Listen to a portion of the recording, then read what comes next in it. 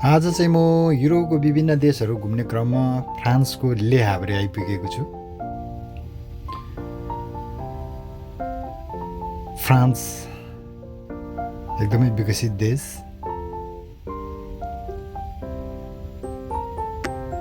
विगतका समयमा विश्वका विभिन्न देशहरूमा कोलोनाइज गरेको देश, यो आफैमा एकदमै विकसित छ।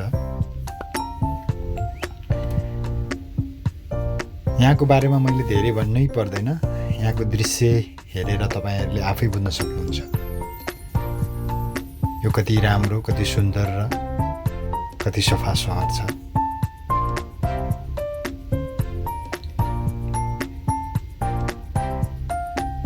यो चाहिँ एउटा सपिङ मल हो। सपिङ मलभित्र हामी आइपुगेका छौँ। यहाँ मेरा 2-3 जना साथीहरू पनि उता बस्दै फोटो खिच्दै रमाइलो गर्दै हुनुहुन्छ।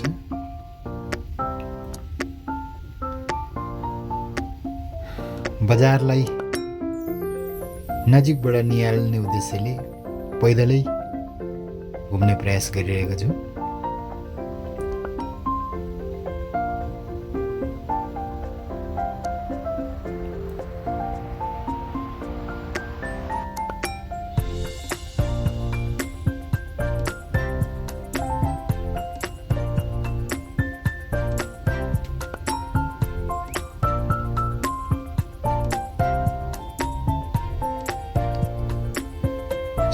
सहरको बिचमा चाहिँ यसरी रुखहरू रोपेर पुरै हरियाली बनाएर राखिएको देखिन्छ।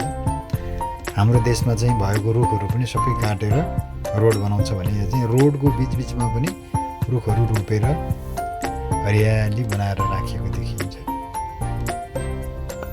फराकिलो रोड,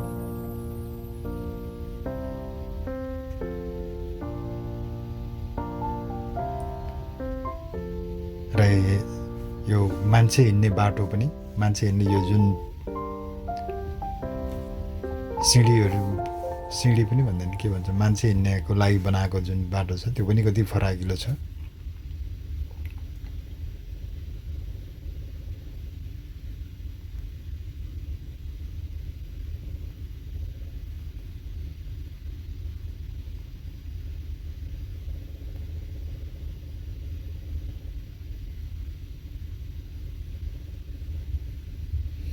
यहाँ चाहिँ ट्राफिक लाइट मात्रै देखिन्छ, ट्राफिक देखिँदैन। हाम्रो चाहिँ हरेक चोकमा ट्राफिक देखिन्छ। ट्राफिकले चाहिँ सिटी फुकिरहनु पर्ने, समातिराख्नु पर्ने, चिट काटिराख्नु पर्ने, तर यहाँ लाइटलाई सबैले पालना गरेको छ। कसैलाई चिट काट्न जरुरी पनि देखिएको छैन, कोही ट्राफिक पनि देखिएको छैन।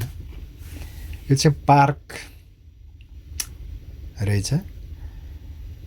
यहाँ चाहिँ मूर्तिहरू जस्तो देखिन्छ, मूर्ति नै होला, केही चिजको आकृतिहरू बनाएको देखिन्छ भने यतापट्टि चाहिँ यो एउटा पोखरी जस्तो बनाएर, पोखरीको बिचमा एउटा पुल पनि छ र यहाँ फुल फुलिरहेको यो पार्कको वरिपरि एकदम मनोरम दृश्य।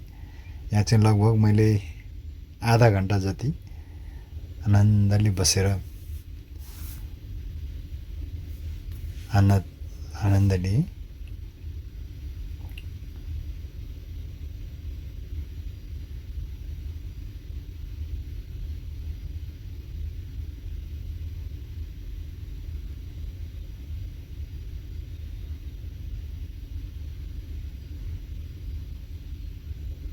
खासमा हाम्रो देशको नेताहरू पनि इमान्दार भइदिएर देशको लागि काम गर्ने भए हाम्रो देशलाई पनि यस्तै बनाउन सकिन्थ्यो होला, तर विडम्बना के गर्ने।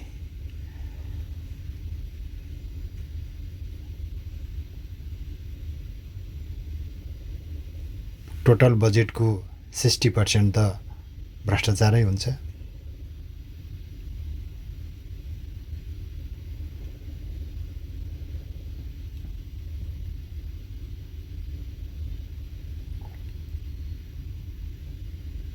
जुनसुकै तन्त्र आए पनि हाम्रो देशमा चाहिँ कहिल्यै भ्रष्टाचारको नियन्त्रण पनि भएन र देश पनि कहिल्यै बन्ने देखिएन।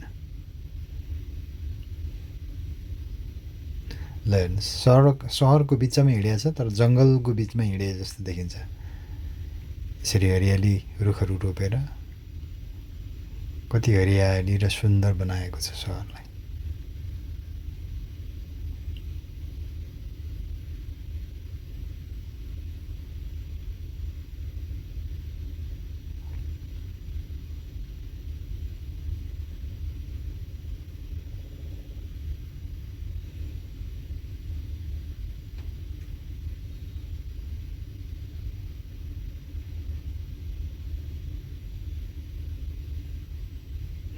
यो चाहिँ विन्ड मिलको पोल रहेछ।